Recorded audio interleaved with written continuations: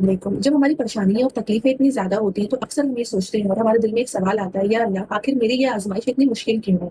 शायद ये हमें समझने की ज़रूरत है कि हर मुश्किल इस बात की निशानी नहीं है कि अल्लाह हमसे नाराज़ है। कभी-कभी मुश्किलें इसलिए भी आती हैं क्योंकि हमें अल्लाह ताला आज़मा रहा होता है, हमारे सब्र को, हमारे भरोसे को, हमारे अपने रब से रिश्ते को। और सब्र का मतलब ये नहीं है कि इंसान को दर्द ही महसूस ना हो। सब्र का मतलब है इंसान के दिल में दर्द भी हो और वो फिर भी अल्लाह से उम्मीद बनाए रखे, आँखों में आँसू हो, फिर भी अल्लाह ताला से दुआ करता रहे। हालात कितने भी मुश्किल हों, दिल ये मानने से इनकार ना करे कि मेरा रब मेरा हाथ कभी नहीं छोड़ेगा।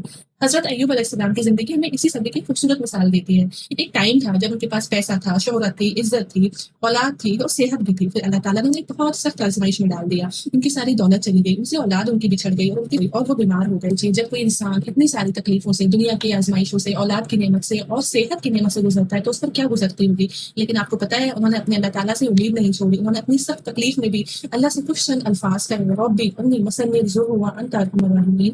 ऐ मेरे परवरदिगार, मुझे तकलीफ पहुंच चुकी है और तू सबसे बढ़कर रहम करने वाला है। जरा सोचिए, उन्होंने अपनी तकलीफ नहीं छुपाई, लेकिन अपनी तकलीफ को सिर्फ अल्लाह रब्बुल आलमीन के सामने बयां किया और फिर अल्लाह ने उनकी दुआ कबूल की, उनकी तकलीफ दूर की, अपनी रहमत से उन्हें फिर से सारी नेमतें अता कर दी।